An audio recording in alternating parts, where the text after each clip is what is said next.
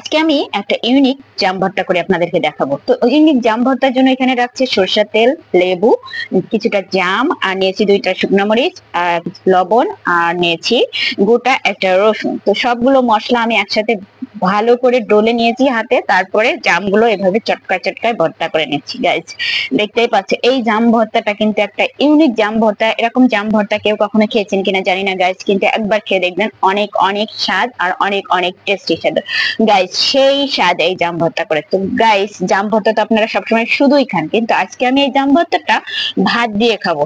আমরা তো অনেক কিছু দিয়ে ভর্তা দিয়ে ভাত খাই, কিন্তু কখনো কি জাম ভর্তা দিয়ে ভাত খেয়েছেন গাইস? যদি না খেয়ে থাকেন তাহলে এইরকম করে জাম ভর্তা করে একদিন ভাত দিয়ে খেয়ে দেখবেন। গরম গরম ভাত গাইস, সাথে যদি এরকম সাজানো জাম ভর্তা হয়, আর কি চাই গাইস। তো জাম ভর্তা ভাত দিয়ে খাওয়ার আগে আমি একটু শুধু খেয়ে নিচ্ছি, কারণ এত এত টেস্টি একটা খাবার সামনে থাকতে যদি না খাই কেমন লাগে বলেন।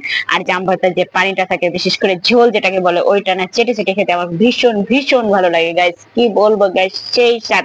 যদি একটু ঝাল ঝাল লাগছে গাইস, আপনারা যখন এটা ভাত দিয়ে খাবেন তখন আরো বেশি বেশি মজা লাগবে। ইচ্ছে করছে মালটা সহ খেয়ে ফেলি।